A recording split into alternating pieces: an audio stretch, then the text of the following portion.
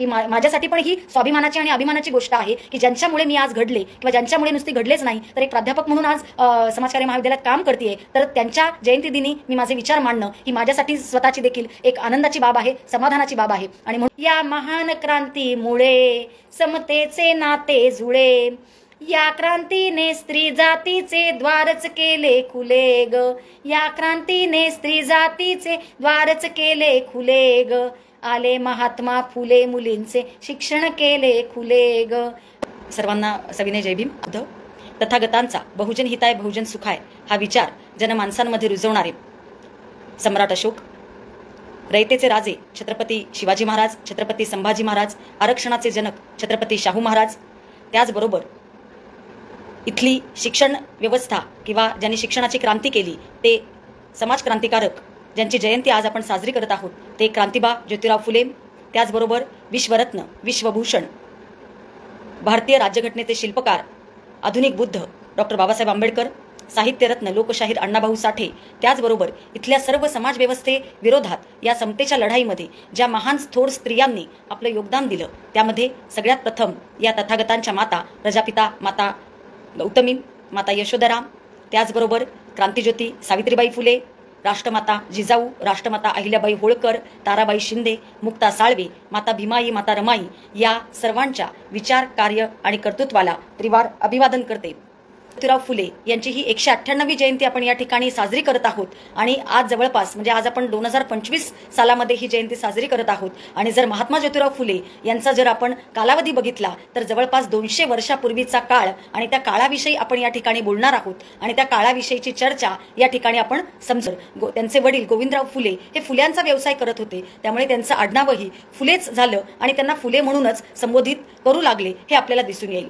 त्याचबरोबर आपल्याला असं पण दिसून येईल की वयाच्या 7व्या वर्षी गोविंदराव फुले यांनी ज्योतिराव फुले यांना मराठी शाळेमध्ये टाकलं, पण एका ब्राह्मण कारकुनाच्या सल्ल्यावरून गोविंदराव फुल्यांनी त्यांना शाळेमधून काढलं. म्हणजे आज आपल्याला असं दिसून येतं किंवा आज आपल्याला असं इतिहासात जेव्हा आपण बघतो त्यावेळेला आपल्याला दिसून येतं की एक ब्राह्मण कारकुनाच्या सल्ल्यावरून ज्योतिराव फुल्यांना शाळेतून काढलं, पण त्याचबरोबर जिथे ज्योतिराव फुले पुण्यामध्ये राहत होते त्या ठिकाणी त्यांच्या शेजारीच गफ्फार बेग मुन्शी हे त्या ठिकाणी उर्दू आणि पर्शियन भाषेचे जे एक पंतोजी होते ते त्या ठिकाणी राहत होते आणि लिजिट साहेब हे एक उदार मिशनरी सदस्य होते, ते देखील त्यांच्या घराशेजारी राहायचे. आणि त्यांना असं दिसून आलं की ज्योतिराव जे होते हे ज्योतिराव पुस्तकं वाचत असत, त्यांचं मन हे पुस्तकात रमत असत आणि ते ज्या वेळेला त्यांच्याशी संवाद साधत त्यावेळेला ज्योतिरावांच्या कुशाग्र बुद्धी कशा प्रकारची आहे, त्यांची कुशाग्र बुद्धी त्या दोघांच्याही लक्षात आली आणि त्या दोघांनीही ज्योतिरावांचे वडील गोविंदराव फुले यांना आग्रह केला की त्यांचं शिक्षण त्यांनी थांबवू नये, त्यांचं शिक्षण त्यांनी पुढे चालू करावं. म्हणजे आज आपल्याला असं आपण दिसून येतं की आजच्या परिस्थितीचा जर विचार करता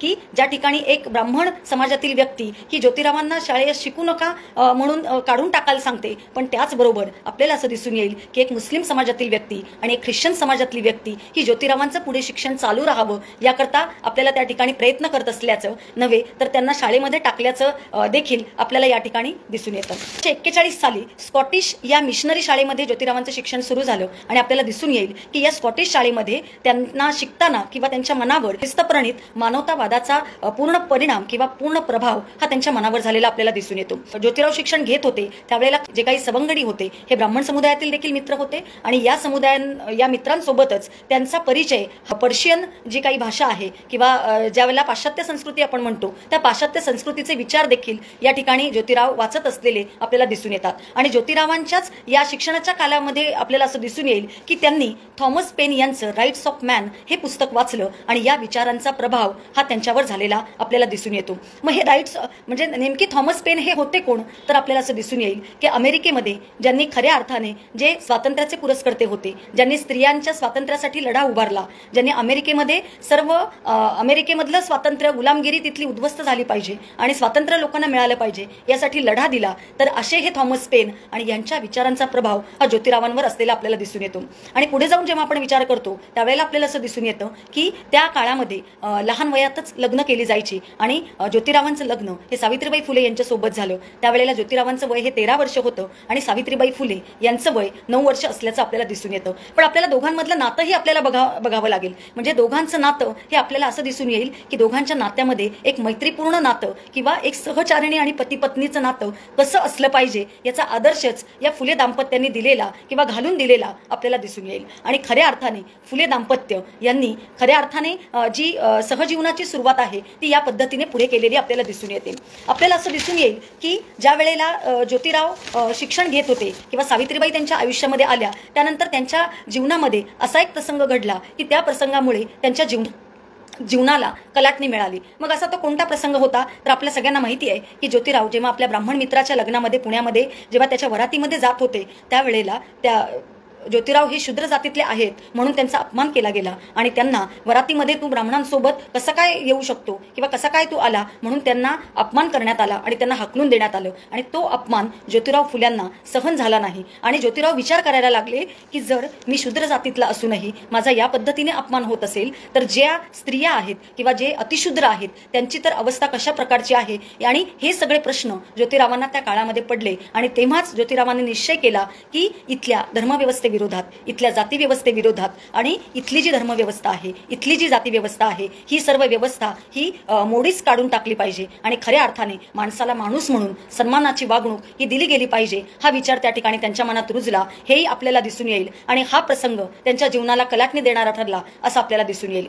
यानंतर आता आपण पाहूयात की महात्मा ज्योतिराव फुल्यांच्या काळात स्त्रियांची परिस्थिती नेमकी काय होती. आपल्याला सगळ्यांना माहिती आहे बंधू आणि भगिनींनो की आपल्याला आपण 150 ते 200 वर्षापूर्वीचा काळ बघतोय. स्त्रियांची परिस्थिती ही त्या काळामध्ये अतिशय बिकट होती आणि खऱ्या अर्थाने जर म्हणायचं झालं तर त्या काळामध्ये ब्राह्मण, क्षत्रिय, वैश्य आणि शूद्र हे 4 वर्ण होते आणि अतिशूद्र हा त्याच्या खालचा आणि स्त्रियांना तर त्यावेळेला कोणताच वर्ण नव्हता आणि त्याच पद्धतीची म्हणजे वर्णव्यवस्था देखील होती, जाती व्यवस्था देखील होती आणि धर्मव्यवस्था देखील होती. आणि असं आपल्याला दिसून येईल की त्या व्यवस्थेमध्ये फक्त ब्राह्मण समुदायाला हा शिक्षण घेण्याचा अधिकार होता.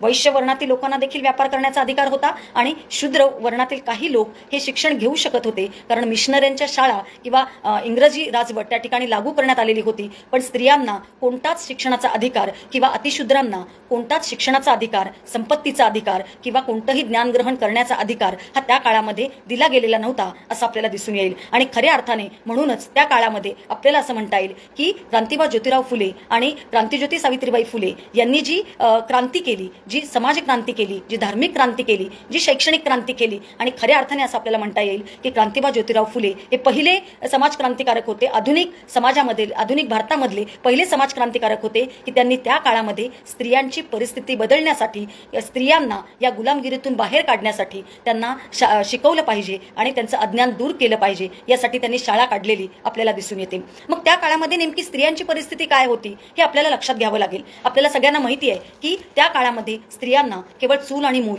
एवढीच त्यांची भूमिका होती आणि स्त्रियांना कुठेही उंबरठ्या बाहेर पडायची त्यांना मुभा नव्हती. आणि त्या काळामध्ये तर असं होतं की जर एखादी स्त्री आपल्या सासऱ्यांदेखत जर आपल्या नवऱ्याशी बोलली तर तिला पूर्ण अपमानजनक वागणूक दिली जात असे. आणि एक तर प्रसंग एका पुस्तकामध्ये असा दिलेला आहे की त्या काळामध्ये एका कुटुंबामध्ये सासऱ्यांसमोर दोघं नवरा बायको गप्पा मारत बसले आणि मग सासऱ्यांनी त्या दोघा नवरा बायकोना म्हणजे आपलाच मुलगा आणि आपल्या सुनेला दिवसभर घरामध्ये एका खोलीत कोंडून ठेवलं. म्हणजे त्या काळातली परिस्थिती जर आपण लक्षात घेतली तर आपल्याला असं दिसून येईल की स्त्रीला कोणतंही स्वातंत्र्य त्या काळामध्ये नव्हतं.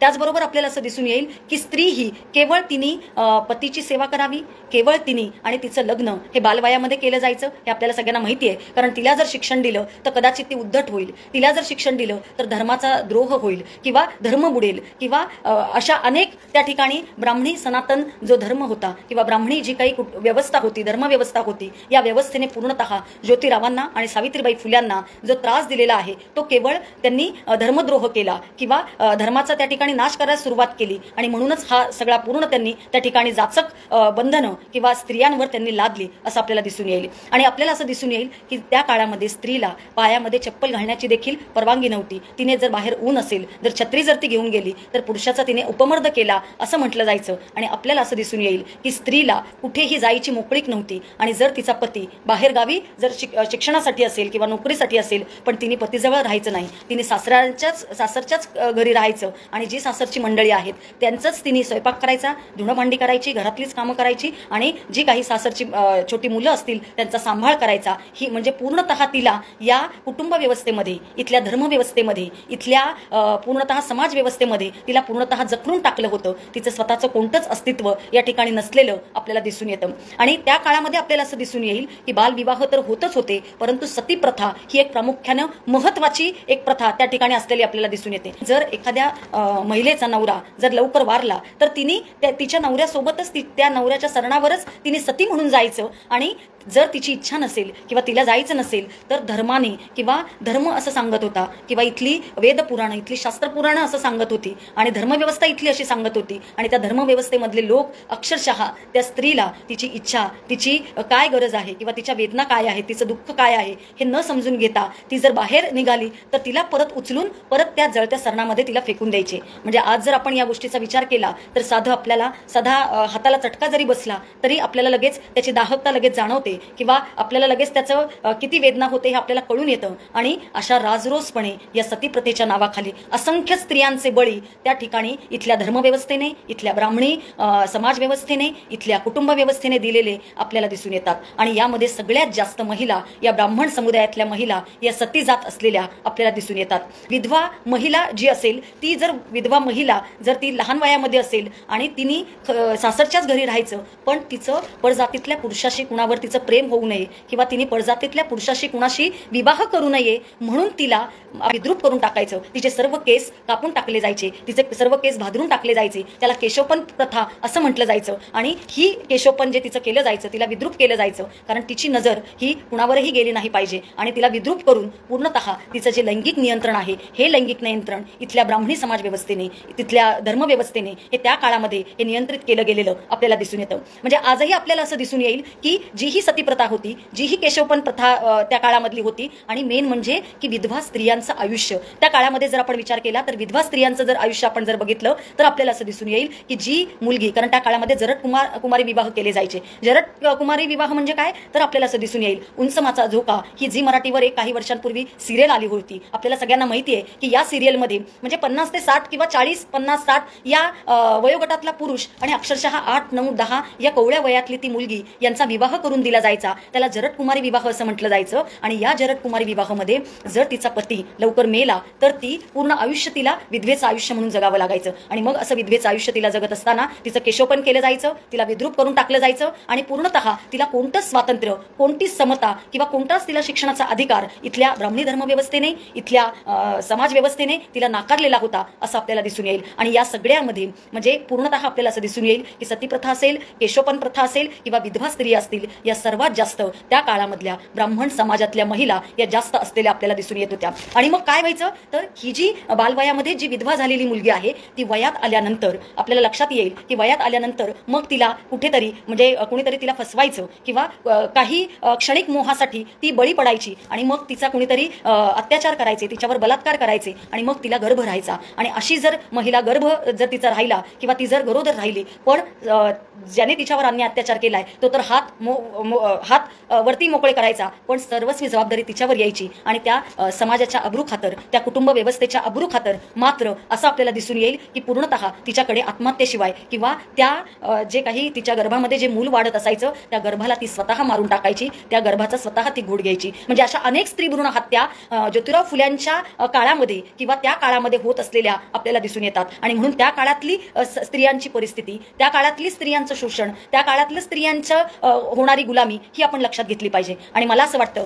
जे काही महात्मा ज्योतिराव फुल्यांनी काम केलेलं आहे, जे काही कार्य केलेलं आहे, जे काही स्त्रियांच्या विकासातलं त्यांचं मोठं योगदान आहे, हेच मोठं योगदान आहे की त्या काळामध्ये जी स्त्री ही गुलाम होती इथल्या धर्मव्यवस्थेने, इथल्या पुरुषसत्ताक मानसिकतेने, इथल्या कुटुंब व्यवस्थेने आणि खास करून इथला जो ब्राह्मणी समाज व्यवस्था त्या काळामधली होती, त्यामुळे ती जी पूर्णतः तिची दयनीय अवस्था झाली होती, या दयनीय अवस्थेतून तिला बाहेर काढण्यासाठी आणि तिला पूर्णतः स्वतःचं एक स्वतंत्र अस्तित्व किंवा तिला स्वतःची एक स्वतंत्र ओळख तिला मिळाली पाहिजे, तिची गुलामीतून मुक्तता झाली पाहिजे, याकरिता खऱ्या अर्थाने महात्मा ज्योतिराव फुले आणि सावित्रीबाई फुले यांनी एक क्रांतिकारक अशी क्रांती केली आणि तीच शैक्षणिक क्रांती म्हणून पुढे आपल्याला उदयास आलेली दिसते. आणि मग जेव्हा आपण पुढच्या विषयाकडे वळतो आणि त्याआधी आपल्याला हे पण समजून घ्यावं लागेल की खऱ्या अर्थाने जर आपल्याला असं दिसेल की मुळात सती प्रथा त्या काळामध्ये का होती किंवा का लादली गेली किंवा मुळात केशोपन ही जी प्रथा होती ती स्त्रियांवर का लादली गेली, किंवा विधवांचं जे काही त्यांना लवकर बालवयातच त्या विधवा होत होत्या किंवा जरटकुमारी विवाह केले जात होते, हे सर्व स्त्रियांवर ही बंधनं का लादण्यात आली, तर याचं विश्लेषण करण्यासाठी आपल्याला डॉक्टर बाबासाहेब आंबेडकर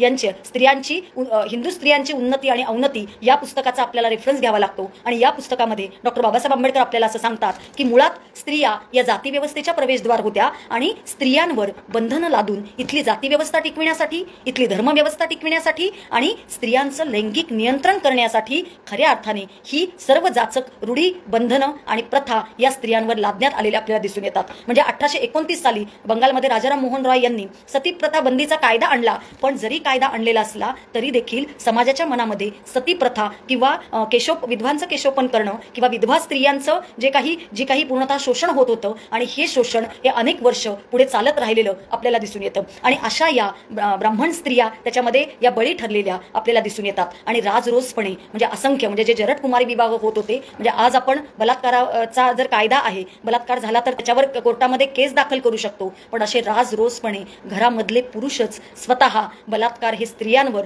वर्षानुवर्ष करत होते आणि असंख्य स्त्रिया त्यामध्ये बळी गेलेल्या आपल्याला दिसून येत होत्या. आणि मग ही सगळी विदारक परिस्थिती महात्मा ज्योतिराव फुल्यांनी पाहिली आणि महात्मा ज्योतिराव फुल्यांनी ठरवलं की जर इथली समाजव्यवस्था बदलायची असेल, जर इथली जाती व्यवस्था बदलायची असेल, जर इथली धर्मव्यवस्था बदलायची असेल तर इथल्या स्त्रियांना शिक्षण दिलं पाहिजे. तर इथला जो अस्पृश्य वर्ग आहे त्याला शिक्षित केलं पाहिजे आणि त्याला जर शिक्षित केलं तर नक्कीच इथली गुलामगिरी किंवा जे काही होणारं शोषण आहे हे शोषण थांबू शकेल. आणि आपल्याला मग असं दिसून येईल, म्हणजे मी माझ्या तिसऱ्या भागाकडे वळते की क्रांतिबा ज्योतिराव फुल्यांचे विचार आणि त्यांनी केलेलं स्त्रियांसाठीचं कार्य. आणि मग आपल्याला असं दिसून येईल की पहिली पुण्यामध्ये भिडेवाड्यामध्ये क्रांतिबा ज्योतिराव फुले यांनी आणि सावित्रीबाई फुले यांनी 1848 साली पहिली मुलींची शाळा काढली. आणि आपल्याला त्यामध्ये असं दिसून येईल की पहिली जेव्हा मुलींची ही शाळा काढली त्यावेळेला पहिल्या या मुलींच्या शाळेमध्ये 6 मुली होत्या आणि या 6 मुलींमध्ये सर्वाधिक मुली या ब्राह्मण समुदायातील मुली होत्या. एक मराठा मुलगी होती आणि एक धनगर मुलगी होती. म्हणजे त्यामध्ये आपल्याला असं दिसून येईल की अन्नपूर्णा जोशी, सुमती मोकाशी, दुर्गा देशमुख, माधवी थत्ते, सोनू पवार आणि जनी कर्डिले, म्हणजे या 6 मुली त्या ठिकाणी असलेल्या दिसून येतात. आणि आज आपल्याला असं म्हणता येतं की खऱ्या अर्थाने महात्मा फुल्यांचं कार्य हे ब्राह्मण स्त्रियांसाठी देखील होतं. त्याचबरोबर जे शूद्र, अतिशूद्र किंवा क्षत्रिय, वैश्य या वर्णातल्या ज्या जाती होत्या किंवा ज्याला आपण अलुतेदार आणि बलुतेदार जाती म्हणतो, या 18 पगड जातींमधल्या देखील मुली या शाळेमध्ये होत्या असं आपल्याला दिसून येतं. म्हणजे महात्मा फुल्यांचं कार्य हे सर्व महिलांकरताच असलेलं आपल्याला दिसून येतं. आणि ही 1848 साली पुण्यामध्ये पहिल्यांदा महात्मा फुल्यांनी मुलींची पहिली शाळा काढली. म्हणजे शिक्षणाची खऱ्या अर्थाने द्वारं किंवा स्त्रियांच्या मुक्तीची द्वारं ही खऱ्या अर्थाने महात्मा फुल्यांनी खुली केलेली आपल्याला दिसून येतात.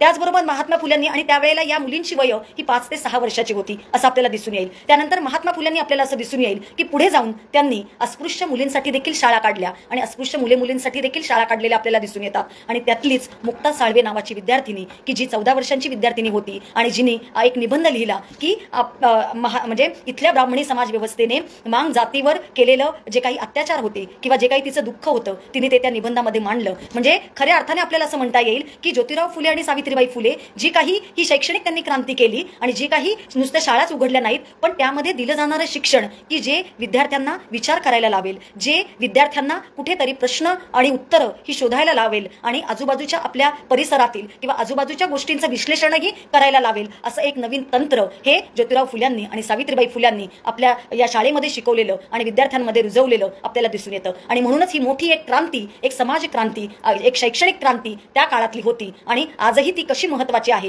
हे मी पुढे माझ्या पुढच्या मांडणीमध्ये करणारच आहे. त्यानंतर आपल्याला असं दिसून येईल की ज्योतिराव फुले इथपर्यंतच थांबले नाहीत, तर जेव्हा ज्योतिराव फुल्यांनी आणि सावित्रीबाई फुल्यांनी ज्या वेळेला अस्पृश्य मुलींसाठी शाळा काढली त्यावेळेला तिथे अस्पृश्य मुलींच्या शाळेमध्ये कुणी शिक्षक शिकवायला येईना. मग ज्योतिराव फुल्यांनी खऱ्या अर्थाने आपली पत्नी सावित्रीबाई फुले हिला स्वतःला साक्षर केलं, तिला स्वतःला शिकवलं. आणि मग सावित्रीबाई फुल्यांनी देखील जसं आता शिक्षक पेशाकरिता डीएड कोर्स आहे, बीएड कोर्स आहे, त्या काळामध्ये देखील सावित्रीबाई फुल्यांनी अहमदनगरला जाऊन ज्या फरारी बाई होत्या त्यांच्याकडून आणि ज्या मिचेल बाई होत्या त्यांच्याकडून त्यांनी अध्यापकाचं प्रशिक्षण घेतलं. आणि खऱ्या अर्थाने भारतातली पहिली स्त्री शिक्षिका, भारतातली पहिली मुख्याध्यापिका या क्रांतिज्योती सावित्रीबाई फुले असल्याचं आपल्याला दिसून येतं. आणि मग क्रांतिज्योती सावित्रीबाई फुले जेव्हा शाळेमध्ये जायला लागल्या, आपल्याला सगळ्यांना इतिहास माहिती आहे की इथल्याच धर्मव्यवस्थेने, इथल्याच समाज व्यवस्थेने, इथल्याच ब्राह्मणी सनातनी लोकांनी अशा पद्धतींचं त्यांच्यावर आरोप करणं सुरू केलं की यांनी धर्म बुडवला. आणि या दोघं दाम्पत्यांनी धर्म बुडवला आणि पूर्णतः यांनी मुलींना शिकवणं म्हणजे एक प्रकारे घोतक त्यांनी पाप केलेला आहे किंवा देशद्रोह केलेला आहे, धर्मद्रोह केलेला आहे.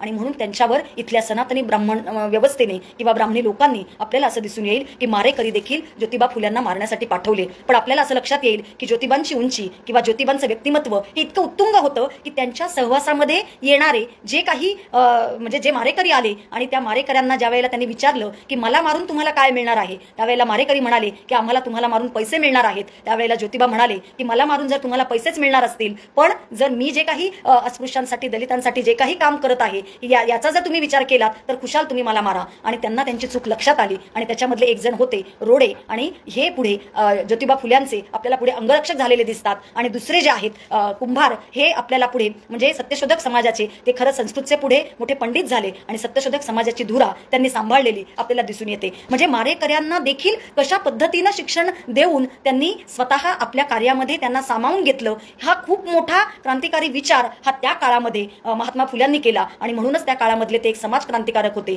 आपल्याला असं दिसून येईल. त्यापुढे जर आपण जाऊन जर विचार केला तर आपल्याला असं दिसून येईल की महात्मा ज्योतिराव फुल्यांचं मन हे खूप मोठं होतं आणि म्हणूनच त्यांना म्हणजे जीवे मारणारे जे मारेकरी होते त्यांनी माफ केलं, क्षमा केलं. आज विचार करा, जर कोणी एखाद्याला साधी थोबाडीत जरी मारली तरी आपल्याला असं दिसून येईल की आपण लगेच त्याच्यावर केस दाखल करतो. पण ज्योतिराव फुल्यांनी पूर्णतः त्या दोघांना माफ केलं आणि नुसतं माफ केलं नाही तर आपल्या कार्यामध्ये त्या दोघांना समाविष्ट करून घेतलं आणि पूर्णतः त्यांच्यामध्ये देखील त्यांच्या जीवनामध्ये त्यांच्या आयुष्यामध्ये क्रांतिकारक बदल त्यांनी घडवून आणला. आणि म्हणून मला असं वाटतं की क्रांतिबा ज्योतिराव फुले यांच्यामध्ये जो हा क्रांतिकारी बदल आहे याला साथ निश्चितच सावित्रीबाई फुले यांची पण मिळाली आणि दोघांच्या संगतीने दोघांच्या साथीने त्यांनी खऱ्या अर्थाने हा पुढचा प्रवास आणि स्त्रियांचं जे शैक्षणिक काम आहे किंवा स्त्रियांच्या उन्नतीचं जे काम आहे, स्त्रियांच्या विकासाचं जे काम आहे हे खऱ्या अर्थाने ही स्त्री शिक्षणाची क्रांती त्यांनी केल्याचं आपल्याला दिसून येतं.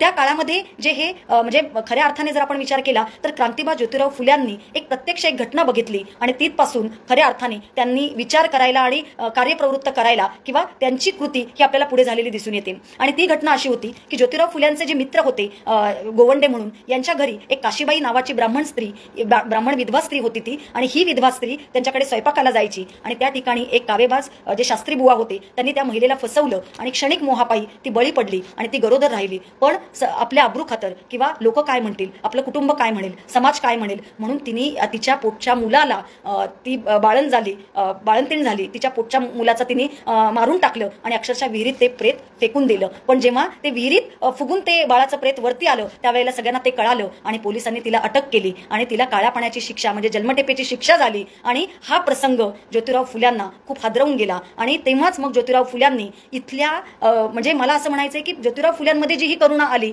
किंवा इतका करुणामय हृदय हे ज्योतिराव फुल्यांचं कसं काय असू शकतं, जेव्हा मी या सगळ्याचा विचार करते त्यावेळेला असं वाटतं की खरोखरच एक म्हणजे बुद्धाचीच करुणा त्यांच्यामध्ये आपल्याला म्हणजे पुढे बघायला मिळते की काय असा एक पूर्ण आपल्याला आज दिसून येतं. आणि मग खऱ्या अर्थाने ज्योतिरावांनी आपल्याला असं दिसून येईल की 1862 साली बाल हत्या प्रतिबंधक गृहाची स्थापना आपल्या घरामध्ये केली आणि आपल्या घराच्या दारावर पाटी लावली की जी कोणी विधवा महिला असेल तिने इथे यावं, बाळंत व्हावं, मूल पाहिजे असेल तर घेऊन जावं आणि नसेल पाहिजे तर इथे ठेवून जावं. तिची काळजी आणि तिच्या बाळाचीही काळजी हा पूर्णतः आश्रम घेईल. म्हणजे त्या काळामध्ये आपण 150 वर्षापूर्वीचा काळाचा विचार करतोय, म्हणजे आजच्या काळामध्ये देखील असा विचार कुणीही करू शकत नाही. म्हणजे ज्योतिराव फुल्यांच्या विचारांची उंची नुसतंच विचार नाही तर त्याप्रमाणे केलेली कृती ही नक्कीच आपल्याला असं दिसून येईल की ही एक समाज क्रांतिकारक कृती होती. आणि या समाज क्रांतिकारक कृतीमुळेच महात्मा फुले हे आपल्याला सगळ्यांमध्ये आपल्याला एक मोठ्या उंचीवर नेऊन ठेवतात. आणि ही सामाजिक उंची ही पूर्ण धार्मिक व्यवस्थेविरोधातली, इथल्या जाती व्यवस्थेविरोधातली, इथल्या सनातनी ब्राह्मण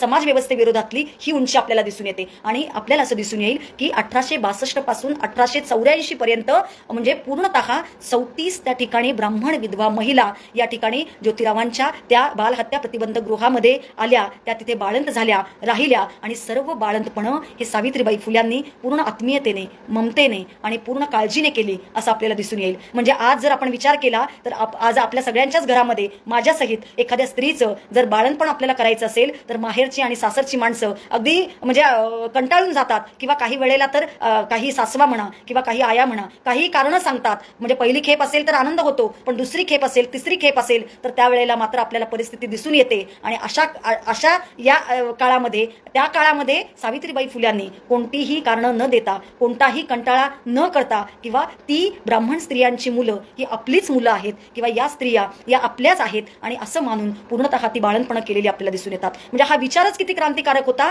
आणि मला असं म्हणायचं आहे की जेव्हा मी या सगळ्या गोष्टींकडे बघते आणि जेव्हा या सगळ्याकडे पाहते, त्यावेळेला मला असं दिसून येतं की ज्योतिरावांच्या त्या नातेवाईक पण नव्हत्या त्या महिला, किंवा त्या धर्मातल्या पण नव्हत्या, जातीतल्या पण नव्हत्या. म्हणजे धर्माच्याही भिंती पार करून, जातीच्याही भिंती पार करून, पूर्णतः किंवा कुठल्याच प्रकारच्या त्यामध्ये आडपडदा न ठेवता त्यांनी अगदी केवळ ती महिला माणूस आहे आणि तिला जगण्याचा अधिकार आहे, आणि तिलाच नाही तर तिच्या पोटात असणाऱ्या मुलाला देखील जगण्याचा माणूस म्हणून अधिकार आहे.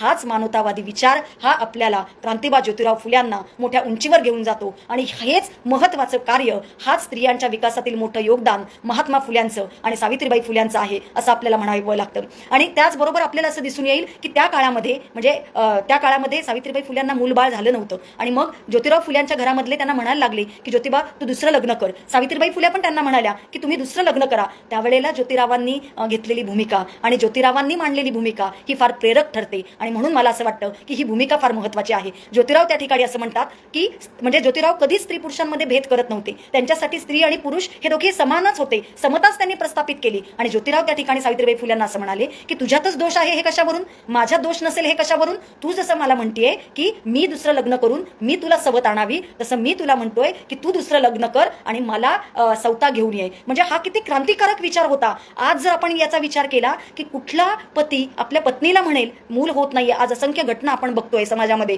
आज मध्यंतरी एक 40गाव मध्येच घडणारी घटना होती की एक दाम्पत्य होतं आणि त्यांना मूलबाळ होत नव्हतं म्हणून त्यांनी रेल्वे खाली आत्महत्या केली. आज समाजामध्ये अनेक अशा घटना घडतायत. म्हणजे आज टेस्ट ट्यूब बेबी आहे, आज IVF आहे, पण तरी देखील स्वतःच मूल असलं पाहिजे हा अट्टाहास अनेक नवदाम्पत्य करत असलेले आपल्याला दिसून येत आहेत. पण आजचा जर आधुनिकतेचा विचार केला, 2025चा आपण बोलतोय आणि 150 वर्षापूर्वीचा काळ आपण बघतोय, आणि त्या काळामध्ये ज्योतिराव फुल्यांनी घेतलेली भूमिका ही नक्कीच किती क्रांतिकारी भूमिका होती. आणि त्यांचे विचार हे किती क्रांतिकारक होते. आणि त्यांनी दुसरं लग्न तर केलंच नाही, शिवाय त्यांनी जी एक काशीबाई नावाची जी ब्राह्मण विधवा महिला होती ती देखील अशीच बळी पडलेली होती.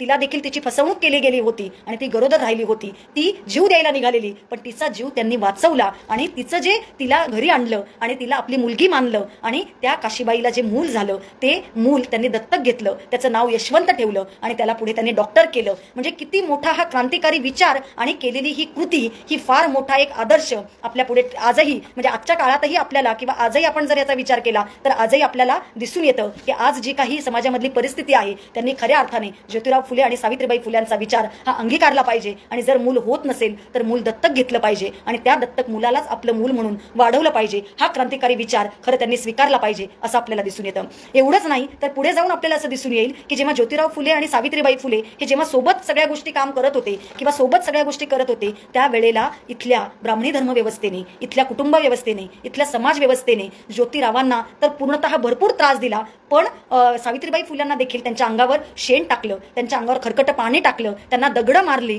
पण तरी देखील हे दोघंही आपल्या जे आपण कार्य हातीमध्ये घेतलेलं आहे त्या कार्यापासून त्यांना रोखू शकलं नाही आणि त्यांनी कार्य त्यांचं पुढे अविरतपणे चालूच ठेवलं. म्हणजे त्यांनी शाळा काढल्या. म्हणजे आपल्याला असं दिसून येईल की एकूण 18 शाळा क्रांतिबा ज्योतिराव फुले आणि सावित्रीबाई फुल्यांनी काढला पुण्यामध्ये, पुणे आणि नगर परिसरामध्ये असं आपल्याला दिसून येईल. आणि या 18 शाळांमधून त्यांनी मुलांची गुणवत्ता देखील तितक्याच पद्धतीची त्यांनी ती जपली. आणि म्हणून त्या काळामध्ये शाल जोडी देऊन महात्मा फुल्यांचा सत्कार देखील करण्यात आला. आणि त्याची दखल अनेक इंग्रज अधिकाऱ्यांनी देखील घेतली आणि अनेक त्या काळातल्या जे ब्राह्मण त्यांचे मित्र होते त्यांनी देखील घेतली असं आपल्याला दिसून येईल. आणि आपल्याला असं पण त्या काळामध्ये दिसून येईल की जेव्हा ज्योतिराव फुले हे सर्व कार्य करत होते त्यावेळेला त्यांना असं दिसून आलं की खऱ्या अर्थाने जर इथली धर्मव्यवस्था, इथली जाती व्यवस्था जर नष्ट करायची असेल, जर जो अतिशूद्र वर्ग आहे, कारण त्यावेळेला अस्पृश्यता पाळली जायची. आपल्याला सगळ्यांना माहिती आहे अस्पृश्यता म्हणजे काय आणि अस्पृश्यता कशा पद्धतीने पाळली गेली होती. आणि ही अस्पृश्यता नष्ट करण्यासाठी ज्योतिबांनी खऱ्या अर्थाने ती शाळा काढलेली आपल्याला दिसून येते. आणि म्हणून ज्योतिबांचा हा विचार पण फार महत्त्वाचा आहे की विद्येविना मती गेली, मतीविना नीती गेली, नीतीविना गती गेली, गतीविना वित्त गेले, वित्ताविना शूद्र खचले, आणि एवढे सगळे अनर्थ एका अविद्येने केले. आणि हाच त्यांचा क्रांतिकारी विचार होता की जी काही इथली गुलामगिरी आहे, जी काही इथली पूर्णतः जी काही व्यवस्था आहे ही केवळ आणि केवळ शिक्षणातूनच किंवा शिक्षण देऊनच हे जे सगळं अज्ञान आहे हे केवळ शैक्षणिक क्रांतीतनच होईल हा विचार त्यांनी मांडला. आणि त्या प्रकारे त्यांनी कार्यही केलं असं आपल्याला दिसून येईल. जे विधवांचे त्या काळामधले जे प्रश्न होते जे परित्यक्ता ज्या काही महिला होत्या की त्यांचं जीणं मुश्किल झालेलं, त्यांना आत्महत्या करण्याशिवाय कोणताच पर्याय नसायचा किंवा पूर्णतः इथल्या धर्मव्यवस्थेने त्यांना पूर्ण शोषण केलं जायचं, आणि अशा विधवा महिलांचा पुनर्विवाह करण्यासाठी सुद्धा त्यांनी पूर्णतः कार्य केलेलं आपल्याला दिसून येतं. त्याचबरोबर त्यांनी सत्यशोधक समाजाची स्थापना केली आणि सार्वजनिक सत्यधर्म हा खरं तर धर्म आणला, कारण इथली धर्मव्यवस्था नाकारून त्यांनी सार्वजनिक सत्यधर्म हा एक पर्यायी धर्म त्यांनी इथल्या त्या काळच्या समाजाला दिला असं आपल्याला दिसून येईल. कारण त्यांनी फक्त इथली संस्कृती नाकारली नाही, इथला धर्म नाकारला नाही, पण त्याचबरोबर त्यांनी सार्वजनिक सत्यधर्म हा जो सार्वजनिक सत्यधर्म दिला आणि सत्यशोधक विवाह पद्धती दिली. आणि त्या काळामध्ये त्यांनी मांडलं, म्हणजे जर आपण ब्राह्मणाचे कसं पुस्तक त्यांनी लिहिलेलं जर बघितलं, जर गुलामगिरी पुस्तक लिहिलेलं जर बघितलं, शेतकऱ्यांचं असूड जर पुस्तक आपण बघितलं, तर या सगळ्यामधूनच आपल्याला असं दिसून येईल की त्या काळातली जी काही गुलामगिरीची व्यवस्था होती, जी काही शोषणाची व्यवस्था होती, आणि स्त्रिया आणि अतिशूद्र किंवा अस्पृश्य वर्गावर, म्हणजे आजच्या संविधानिक भाषेमध्ये त्याला आपण शेड्यूल कास्ट म्हणतो, अनुसूचित जाती समुदाय म्हणतो, त्यांच्यावर जो काही अन्याय अत्याचार होत होता तो थांबवण्यासाठी खऱ्या अर्थाने ज्योतिराव फुल्यांनी सत्यशोधक विवाह पद्धती पुढे आणल्याचं आपल्याला दिसून येतं. आणि आपल्याच दुकानामधला जो ससाणे म्हणून जो गृहस्थ होता त्याचं लग्न त्यांनी सत्यशोधक विवाह पद्धतीने लावलेलं आपल्याला दिसून येतं. म्हणजे ही जी सगळी पूर्णतः म्हणजे महात्मा ज्योतिराव फुल्यांनी जे काही हे कार्य केलेलं आहे, याच्यामध्ये हे कार्य करीत असताना त्यांना सावित्रीबाई फुल्यांची साथ पण मिळालीच, आणि तितकाच त्यांचा सपोर्ट, त्यांचा आधारही तितकाच महत्त्वाचा होता, आणि ती साथही त्यांना मिळाली. त्याचबरोबर या व्यवस्थेमध्ये काही चांगले असे ब्राह्मणही लोक होते, ब्राह्मणही चांगले मित्र त्यांचे होते की त्यांचीही साथ त्यामध्ये त्यांना मिळाली. त्यामध्ये आपल्याला असं म्हणता येईल की सदाशिव बल्लाळ गोवंडे हे त्यांचे मित्र हे शेवटपर्यंत त्यांना साथ देत राहिले, आणि सर्वच कार्यामध्ये. त्यानंतर मोरो विठ्ठल वाळवेकर, सखाराम यशवंत परांजपे या तिन्ही मित्रांनी त्यांना शेवटपर्यंत साथ दिल्याचं आपल्याला दिसतं. जो भिडेवाडा जो आहे, हा भिडेवाडा देखील त्यांना त्या काळामध्ये उपलब्ध करून देण्यात आला. म्हणजे पूर्णतः म्हणजे आपल्याला असं दिसून येईल की क्रांतिबा ज्योतिराव फुले यांचा जो विचार आहे हा त्या काळातल्या ब्राह्मणी समाज व्यवस्थेविरोधातला होता, ब्राह्मण्य प्रवृत्ती विरोधातला होता, पण ब्राह्मण व्यक्तींना मात्र तो विरोध नव्हता, हे आपल्याला लक्षात घ्यावं लागेल. कारण आज आपल्याला असं दिसून येतंय की आज काही लोक अशी मांडणी करतात की क्रांतिबा ज्योतिराव फुले यांचं कार्य हे केवळ अस्पृश्य वर्गासाठीच होतं, किंवा काही लोक अशीही मांडणी करतात की क्रांतिबा ज्योतिराव फुले यांचं कार्य केवळ बहुजन समाजाकरता होतं. तर मी आपल्याला सांगू इच्छिते की क्रांतिबा ज्योतिराव फुले यांचं कार्य हे समस्त मानव मुक्तीच्या लढ्यासाठी होतं, आणि स्त्री असेल, पुरुष असेल, किंवा ज्याला आता आपण पारलिंगी समुदाय म्हणतो, या सर्व समाजातल्या घटकासाठीचं कार्य हे महात्मा फुल्यांचं असलेलं आपल्याला दिसून येतं. त्यामुळे क्रांतिबा ज्योतिराव फुल्यांना आपण एका कुठल्याही वर्गाच्या कार्यामध्ये आपण बंदिस्त करू शकत नाही, कारण ते जसं शिक्षण तज्ज्ञ होते तसं ते अर्थतज्ञ पण होते. त्यांनी शेतीविषयक जे काही कार्य केलं ते शेतीतज्ञ पण होते. त्यांनी आपल्याला असं दिसून येईल की क्रांतिबा ज्योतिराव फुले हे पुण्यामध्ये नगरसेवक होते, आणि त्या काळामध्ये जेव्हा असा त्या ठिकाणी ठराव मांडण्यात आला की पूर्णतः एक इमारत बांधण्यात येणार होती आणि अनेक लाख रुपये त्यामध्ये खर्च करण्यात येत होते, त्यावेळी क्रांतिबा ज्योतिराव फुल्यांनी भूमिका घेतली की इमारत बांधण्याकरता लाखो रुपये खर्च करू नयेत, तर हे लाखो रुपये हे प्राथमिक शिक्षणावर खर्च करावेत. म्हणजे ही प्राथमिक शिक्षण हे सर्व समाजातल्या मुलांना आणि मुलींना देण्यात येत होतं. हा विचार आपण या ठिकाणी लक्षात घेणं हे अत्यंत गरजेचं आहे असं मला वाटतं. आणि ज्या वेळेला आपण या सगळ्या गोष्टींचा विचार करतो त्यावेळेला आपल्याला असं दिसून येईल की ज्या अस्पृश्य वर्गाकरता ज्या शाळा काढल्या गेल्या त्याच्यामध्ये प्रामुख्यानं ज्योतिराव फुल्यांसोबत ज्यांनी काम केलं त्यांनाही अधोरेखित करणं महत्त्वाचं आहे असं मला वाटतं. आणि त्याच्यामध्ये लहुजी मांग हे व्यक्ती होते, आणि राणबा महार यांनी खऱ्या अर्थाने म्हणजे वस्तीमध्ये जाऊन अनेक मुलींना त्यांनी घरोघरी जाऊन शिक्षणाचं महत्त्व पटवून दिलं, आणि लोकांच्या मुलांना आणण्यासाठी, शाळेमध्ये आणण्यासाठी त्यांना प्रेरणा दिली, प्रवृत्त केलं असं आपल्याला दिसून येईल. म्हणजे ज्योतिरावांसोबत अनेक समुदायातल्या व्यक्ती या त्यांच्यासोबत काम करत होत्या, आणि जेव्हा ज्योतिराव फुले हे या ठिकाणी काम करत होते, कार्य करत होते, त्यावेळेला आपल्याला असं दिसून येईल की इथल्या माळी समाजातल्या, म्हणजे ज्योतिराव फुले हे माळी समाजातले होते, आणि माळी समाजातल्या लोकांनी सुद्धा त्यांच्यावर बहिष्कार टाकला. त्या काळातल्या माळी समाजातल्या लोकांनी त्यांच्यावर बहिष्कार टाकला. त्याचबरोबर त्या काळातल्या ब्राह्मण समाज व्यवस्थेने पण त्यांच्यावर बहिष्कार टाकला, आणि त्यांचे वडील गोविंदराव फुले यांच्यावरही दबाव आणला, आणि त्यांच्यावर दबाव आणला की एकतर सावित्री फुले आणि ज्योतिराव फुले यांचं शिक्षण कार्य तू बंद कर किंवा त्यांना घराच्या बाहेर तरी काढ. आणि नाईलाजास्तव गोविंदराव फुले यांना पूर्णतः म्हणजे आपल्या पोटच्या मुलाला घराबाहेर काढणं हे काय असतं हे आपल्या सगळ्यांना माहिती आहे. पण त्या काळामध्ये गोविंदराव फुल्यांचं देखील मन हे झालं नसणार, पण केवळ समाजाच्या दबावामुळे, तिथल्या धर्मव्यवस्था, तिथल्या समाजव्यवस्था, कुटुंब व्यवस्था, नातेवाईक यांच्या दबावामुळे त्यांना दोघांनाही सांगावं लागलं की एकतर तुम्ही हे कार्य शैक्षणिक कार्य थांबवा किंवा घराबाहेर जा. आणि मग महात्मा ज्योतिराव फुल्यांनी घराबाहेर पडायचा निर्णय घेतला, आणि दोघांनी देखील म्हणजे क्रांतिबा ज्योतिराव फुले आणि सावित्रीबाई फुले हे दोघंही घराबाहेर पडले. आणि नुसतंच घराबाहेर पडले नाहीत, पण आपल्याला असं दिसून येईल की त्या ठिकाणी त्यांनी घराबाहेर पडून देखील आपलं कार्य याच्यामध्ये खंड पडू न देता आपलं कार्य हे पुढे चालू ठेवलं. आणि पुढे आपल्याला लक्षात येईल की गंजपेठेमध्ये त्यांनी शाळा काढली, वेताळपेठेमध्ये त्यांनी शाळा काढली आणि खऱ्या अर्थाने जे मुलामुलींना शिक्षण देण्याचं कार्य होतं ते कार्यही त्यांनी पुढे नेलेलं आपल्याला दिसून येईल. म्हणजे महात्मा ज्योतिराव फुल्यांचं स्त्रियांच्या विकासातील योगदान जर आपल्याला लक्षात घ्यायचं असेल तर आपल्याला हे लक्षात घ्यावं लागेल की त्या काळामधल्या मग त्या ब्राह्मण महिला असतील, त्या काळामधल्या बहुजन स्त्रिया असतील, त्या काळामधल्या ज्या अस्पृश्य वर्गातल्या स्त्रिया असतील किंवा मुली असतील, महिला असतील, या सर्वांकरिताचं कार्य आणि सर्व घटकांकरताचं कार्य केलेलं त्यांनी आपल्याला दिसून येतं. आपल्या घरातला पाण्याचा हौद त्यांनी अस्पृश्य लोकांसाठी खुला केला. म्हणजे ही पण त्या काळातली फार मोठी क्रांतिकारक घटना होती, कारण अस्पृश्यता सगळीकडे पाळली जात होती, कुणी कुणाला शिवत नव्हतं. पण त्या काळामध्ये ज्योतिराव फुले आणि सावित्रीबाई फुल्यांनी आपल्या घरातला पाण्याचा हौद हे अस्पृश्य लोकांसाठी खुला केला. कारण पाण्याचं महत्त्व काय हे आपल्या सगळ्यांना माहिती आहे. आणि तिसरं युद्ध पाण्यासाठीच होतंय की काय ही आज आधुनिकतेची आज आपल्याला खऱ्या अर्थाने आज आपल्याला जाणीव होतीये. पण त्या काळामध्ये त्या पाण्याचं महत्त्व लक्षात घेऊन आपला स्वतःचा हौद हा पूर्णतः खुला केला. ही एक क्रांतिकारक घटना, ही पूर्ण सगळ्या अस्पृश्य वर्गासाठी ही एक मोठी घटना होती आणि एक क्रांतिकारक घटना होती असं आपल्याला दिसून येईल.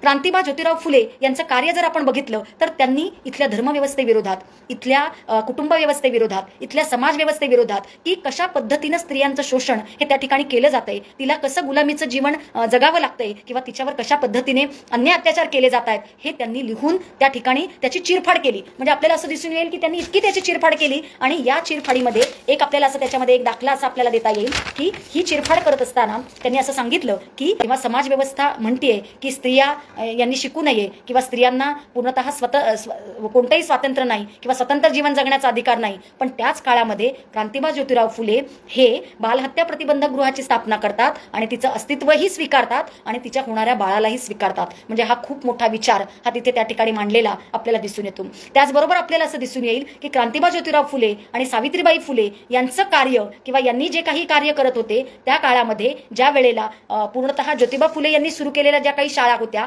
या शाळांची जी काही प्रगती होती ही प्रगती देखील त्या काळातले ज्या काही शिक्षण समित्या यायच्या त्या समित्यांनी देखील पूर्णतः या शाळांच्या समित्या त्यांनी त्याची म्हणजे चांगले शेरे किंवा चांगले रिमार्क हे दिलेले आपल्याला दिसून येतात. आणि या समितीमध्ये आपल्याला असं दिसून येईल की या शाळा चालवण्यासाठी 2 समित्या करण्यात आलेल्या होत्या आणि यामध्ये देखील ब्राह्मण समुदायातले लोक हे त्याच्यामध्ये सहभागी होते असं आपल्याला दिसून येईल. त्यामध्ये जगन्नाथ सदाशिव असतील, अण्णा सहस्त्रबुद्धे आहेत, केशव जोशी आहेत, विष्णू भिडे आहेत, बापू मांडे आहेत, कृष्णशास्त्री चिपळूणकर आहेत आणि विष्णुशास्त्री पंडित आहेत. म्हणजे आपल्याला असं दिसून येईल की त्या काळातल्या ब्राह्मण लोकांना सोबत घेऊन देखील क्रांतिबा ज्योतिराव फुल्यांनी हे शैक्षणिक कार्य हे पुढे चालू ठेवलेलं आपल्याला दिसून येतं. आणि ज्या वेळेला आपण असं म्हणतोय की क्रांतिबा ज्योतिराव फुले यांनी ज्या वेळेला ही या पूर्ण जी काही स्त्रियांवर मग ती सतीप्रथा असेल किंवा जी काही बालविवाह प्रथा असेल किंवा विधवांचं केशवपण असेल किंवा त्या ठिकाणी तिचं चारित्र्यहनन होत होतं, स्त्रीभ्रूण हत्या होत होत्या आणि पुढे जाऊन डॉक्टर बाबासाहेब आंबेडकरांनी हिंदू स्त्रियांची उन्नती आणि अवनती या पुस्तकामध्ये याचं विश्लेषण केलेलं आहे की जाती व्यवस्था टिकवण्याच्या गरजेतूनच या सर्व प्रथा स्त्रियांवर लादण्यात आलेल्या होत्या आणि त्या सर्व प्रथांना विरोध आणि नुसता विरोध नाही तर त्या सर्व प्रथा झुडकारून देऊन, त्या सर्व प्रथा नाकारून देऊन कशा पद्धतीने स्त्रियांसोबतचं कार्य केलं पाहिजे याचा एक आदर्शच क्रांतिबा ज्योतिराव फुल्यांनी बालहत्या प्रतिबंधक गृह असेल किंवा जे ब्राह्मण विधवा महिला होत्या त्यांचं बाळंतपण असेल किंवा त्यांचं स्वतःचं पालनपोषण असेल, त्या लहान मुलांचं पालनपोषण असेल, यामधूनच त्यांनी एक आदर्शच आपल्या समोर ठेवलेला असल्याचं आपल्याला दिसून येतं. म्हणजे त्या काळातली स्त्रियांची जी काही अधोगती होती ती अधोगती ही प्रगती पथावर आणण्याचं महत्त्वाचं कार्य हे क्रांतिबा ज्योतिराव फुल्यांनी केल्याचं आपल्याला दिसून येतं. आता मी पुढच्या माझ्या शेवटच्या भागाकडे येते की आजच्या काळामध्ये क्रांतिबा ज्योतिराव फुल्यांचं कार्य याचं महत्त्व काय आहे. आज आपण जर बघितलं तर खऱ्या अर्थाने आज प्रत्येक क्षेत्रामध्ये स्त्रियांची प्रगती झालेली आपल्याला दिसून येत आहे. परंतु आजही जी काही समाजाची मानसिकता आहे, ज्याला आपण पितृसत्ताक जातीव्यवस्था मानसिकता म्हणतो, इथल्या धर्मव्यवस्थेची मानसिकता म्हणतो, इथल्या कुटुंब व्यवस्थेची मानसिकता म्हणतो, आजही स्त्री भ्रूण हत्या थांबलेल्या नाहीत. आजही जे काही विधवा महिलांचे प्रश्न आहेत, समस्या आहेत, परित्यक्त्या महिलांचे प्रश्न आणि समस्या आहेत, आजच्या आधुनिक काळातही त्या थांबलेल्या आपल्याला दिसत नाहीत. म्हणजे आज आपण असं म्हणतोय की आपण चांद्रयान 3 पाठवलेलं आहे किंवा त्याची आपण भरारी घेतलेली आहे किंवा काही वर्षांनी आपण मंगळावर वस्ती करणार आहोत, मंगळ या ग्रहावर वस्ती करणार आहोत किंवा असं म्हटलं जाते की AI च्या जमान्यामध्ये आपण जगत आहोत, 10 ते 15 वर्षात आर्टिफिशियल इंटेलिजन्स याच्यामध्ये आपण जगणार आहोत. पण अशा या आधुनिक तंत्रज्ञानाच्या युगात देखील भारतातली समाजव्यवस्था आणि भारतातली धर्मव्यवस्था आणि त्यामध्ये होणारं स्त्रियांचं शोषण अजूनही हे पूर्णतः बंद झालेलं नाही, नष्ट झालेलं नाही हे आपल्याला दिसून येईल. त्याची काही उदाहरणं आपल्याला बघता येतील. कारण ज्या क्रांतिबा ज्योतिराव फुल्यांनी स्त्री पुरुष जिथे भेद नाकारला, स्त्री पुरुष समता ज्या ठिकाणी प्रस्थापित केली, आजही स्त्री पुरुषांमध्ये भेद हा केला जातो. आजही वंशाला दिवा पाहिजे, हा मुलगाच हवा म्हणून मुलाचा अट्टाहास धरला जातो आणि त्यामध्ये अनेक स्त्री भ्रूण हत्या होत असल्याचं आपल्याला दिसून येतं. आज बालविवाहही आज अनेक प्रकारे आपल्याला केले जात असल्याचं दिसून येतं. आणि त्याचबरोबर जी शिक्षणातली प्रगती मुलींची व्हायला पाहिजे, जी उच्च शिक्षणातली प्रगती मुलींची व्हायला पाहिजे, ती देखील आज आपल्याला होताना दिसून येत नाही. म्हणजे आज आपल्याला असं दिसून येईल की एक मागे लेख आला होता की टॉपर मुली जातात कुठे, म्हणजे लग्न झाल्यानंतर या टॉपर मुली जातात कुठे. तर आज आपल्याला असं दिसून येईल की अनेक कुटुंब व्यवस्था, समाज व्यवस्था किंवा इथली धार्मिक व्यवस्था या स्त्रियांना बाईपणातच बंदिस्त करते आणि तिला लग्न ठरवताना सांगितलं जातं की आम्हाला नोकरी करणारी महिला नकोय, आम्हाला जास्त शिकलेली महिला नकोय किंवा तिचं शिक्षण जेवढं तिने शिकलेलं असेल तेवढंच तिने शिकावं, आम्ही लग्न झाल्यानंतर तिला शिकवणार नाही. म्हणजे अशी जाचक बंधनं देखील आजही स्त्रियांवर लादत असल्याचं आपल्याला दिसून येत आहे. आणि आपल्याला आज असं दिसतंय, म्हणजे मी आज इथे खानदेशमध्ये आहे, खानदेशमधलीच नाही तर पूर्ण महाराष्ट्र भारतातलीच परिस्थिती आपल्याला अशी दिसून येते की जी मुलगी FY ला ऍडमिशन घेते, तिचं म्हणजे पूर्णतः FY SY TY ती कशी बशी करते, पण त्यामध्येच तिचं लग्न तरी झालेलं असतं आणि खूप कमी मुली या MSW सेकंड इयर पर्यंत आलेल्या आपल्याला दिसून येतात. म्हणजे आजही की केवळ तिने का शिकावं, तर जर शिकलेली असेल तर अनेक मुलाकडच्या कुटुंबांना वाटतं की आपल्याला हुंडा चांगला मिळेल किंवा काही मुलाकडच्या कुटुंबांना वाटतं की आपली सून शिकलेली आहे, अगदीच काही ती अडाणी नाहीये. म्हणजे शिक्षण का द्यायचं, तर तिच्या स्वतःच्या प्रगतीसाठी नाही, तिच्या स्वतःच्या उन्नतीसाठी नाही, तिच्या स्वतःच्या व्यक्तिमत्व विकासासाठी नाही, तर केवळ फक्त हुंडा मिळावा, फक्त म्हणजे प्रतिष्ठा म्हणून की नाही बाबा आमची सून शिकलेली आहे, आमची मुलगी शिकलेली आहे, ती अशी शिकलेली आहे. पण तिची मानसिकता काय, किंवा तिने लग्न झाल्यानंतर पुढे तिने तिच्या क्षेत्रामध्ये तिने काहीतरी प्रगती करावी, तिने तिच्या क्षेत्रामध्ये काहीतरी उन्नती करावी, हा क्रांतिबा ज्योतिराव फुल्यांचा विचार होता, हा क्रांतिज्योती सावित्रीबाई फुल्यांचा विचार होता. आणि उच्च शिक्षणातलं जर आपण आज प्रमाण बघितलं महिलांचं, मुलींचं, तर ते फार कमी असलेलं आपल्याला दिसून येतं. आणि जर हे आपल्याला ही परिस्थिती बदलायची असेल तर मला असं वाटतं की इथली मानसिकता बदलावी लागेल. आणि ही मानसिकता बदलण्यासाठी खऱ्या अर्थाने क्रांतिबा ज्योतिराव फुल्यांचे विचार आणि क्रांतिज्योती सावित्रीबाई फुल्यांचे विचार आपल्याला आत्मसात करून ही मानसिकता बदलावी लागेल. म्हणजे आज आपल्याला दिसून येतं की आज महिलांकरता म्हणजे केवळ शासनाचा हेतू लाडकी बहीण योजना ही राबवली जाते, पण जिथे महिलेला खऱ्या अर्थाने स्वावलंबी केलं पाहिजे, जिथे महिलेला खऱ्या अर्थाने तिची उन्नती प्रगती केली पाहिजे, तिचं व्यक्तिमत्व विकसित केलं पाहिजे, तिच्या शिक्षणावर खर्च केला पाहिजे, पण इथलं शासन मात्र आपल्याला असं दिसतंय की तिला महिन्याला 1500 रुपये देऊन या माझ्या भगिनीला, या माझ्या मातेला, या पूर्णतः परावलंबी इथली व्यवस्था आणि शासन केवळ आपल्या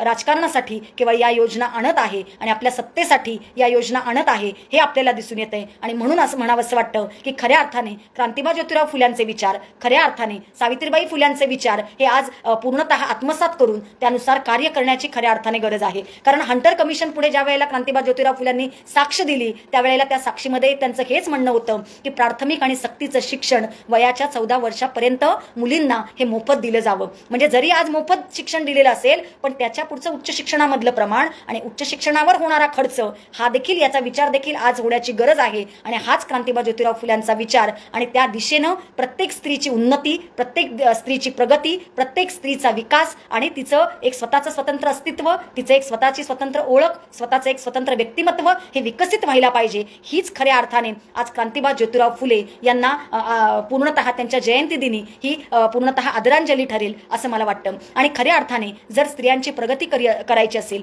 खऱ्या अर्थाने जर स्त्रीला स्वातंत्र्य, समता, बंधुता आणि न्याय जे विचार महात्मा फुल्यांनी आपल्या कार्य आणि विचारांमधून मांडले, आपल्या कृतीमधून मांडले, ते खऱ्या अर्थाने तिला स्वातंत्र्य, खऱ्या अर्थाने तिला समता, खऱ्या अर्थाने तिला न्याय जर द्यायचा असेल तर प्रत्येक कुटुंबामध्ये, मग ती माता असेल, भगिनी असेल किंवा ती आई असेल, सासू असेल, सून असेल किंवा मावशी, आत्या, काकू कुणीही असेल, मामी असेल, तर या प्रत्येक स्त्रीची भूमिका ही समजून तिला आत्मसन्मान दिला पाहिजे, तिला सन्मान दिला पाहिजे, तिचं अस्तित्व लक्षात घेतलं पाहिजे आणि तिला घराच्या निर्णय प्रक्रियेमध्ये पण सहभागी करून घेतलं पाहिजे. तिला देखील तितकाच अधिकार दिला पाहिजे. आणि जरी संविधानाने आज अधिकार दिलेले असले पण वास्तवात आपल्याला असं परिस्थिती दिसतेय की प्रत्यक्षात मात्र स्त्रियांना अधिकार हे दिले गेलेले नाहीत. आजही स्त्री ही बंधनात आहे. आजही स्त्री जरी तिची इच्छा असेल नोकरी करायची तरी ती नोकरी करू शकत नाही. जरी तिची इच्छा असेल उच्च शिक्षण घेण्याची, पण केवळ कुटुंबाच्या जबाबदाऱ्या, सासरकडच्या जबाबदाऱ्या आणि नवऱ्याचं पूर्णतः विरोध किंवा सासरच्या कुटुंबाचा विरोध म्हणून ती पूर्णतः त्या गोष्टी करू शकत नाहीये. तिचं मन ती मारतीये.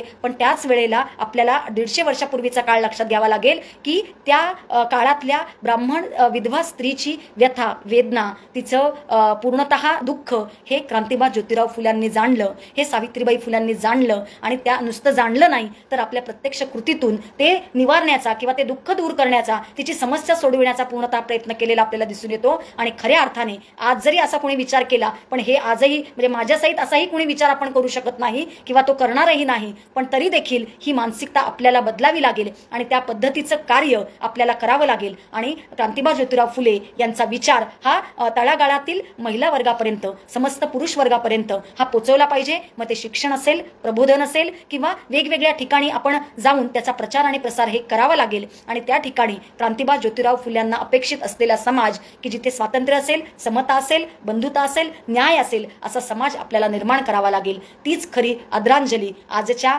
या क्रांतिबा ज्योतिराव फुले यांच्या 198व्या जयंतीदिनी ठरेल असं मला वाटतं. आणि या ठिकाणी मी माझं विवेचन थांबवते, कारण खऱ्या अर्थाने क्रांतिबा ज्योतिराव फुल्यांचं कार्य एका स्त्रियांच्या वर्गापुरतं मर्यादित नव्हतं, तर पूर्णतः आपल्याला असं दिसून येईल की पूर्णतः मानव मुक्तीसाठीचा हा सगळा लढा होता. मानव मुक्तीसाठीची ही सगळी क्रांती होती. आणि ही क्रांती ही क्रांतिबा ज्योतिराव फुले आणि सावित्रीबाई फुले या दाम्पत्याने इतक्या मोठ्या उंचीवर नेऊन ठेवलेली आहे की तिथपर्यंत जाणं हे देखील प्रत्येकाला शक्य नाही. पण ज्याला जेवढं शक्य होईल त्याने त्याच्या परीनं हे करण्याचा नक्कीच प्रयत्न आपण आजच्या दिवसाचा आपण हाच संकल्प करूया. ज्योतिराव फुल्यांना आदरांजली वाहूयात असं मी आपल्या सगळ्यांना आवाहन करते. आणि जाता जाता शेवटी इतकंच म्हणते, जाता जाता वामनदादा कर्डकांचं गीत गाऊन मी या ठिकाणी माझं विवेचन थांबवते. स्त्री जातीच्या मुक्तीसाठी, स्त्री जातीच्या मुक्तीसाठी आले महात्मा फुले ग, आले महात्मा फुले, मुलींचे शिक्षण केले खुले ग, आले महात्मा फुले, मुलींचे शिक्षण केले खुले ग. ज्ञान मिळाले कधी या दुबळ्या जातीमधी, फुलू लागल्या कळ्या कोवळ्या, फुलू लागल्या कळ्या कोवळ्या, फुलू लागली फुले ग. स्त्री जातीच्या मुक्तीसाठी आले महात्मा फुले ग, आले महात्मा फुले, मुलींचे शिक्षण केले खुले ग. ओढ ज्ञानाची वाढली, शाळा पोरींची काढली, ओढ ज्ञानाची वाढली, शाळा पोरींची काढली, तेव्हापासून शिकू लागली, तेव्हापासून शिकू लागली अस्पृश्यांच्या मुली ग. आले महात्मा फुले, मुलींचे शिक्षण केले खुले ग, आले महात्मा फुले, मुलींचे शिक्षण केले खुले ग. या महान क्रांतीमुळे समतेचे नाते जुळे, या महान क्रांतीमुळे समतेचे नाते जुळे, या क्रांतीने स्त्री जातीचे द्वारच केले खुले ग, या क्रांतीने स्त्री जातीचे द्वारच केले खुले ग.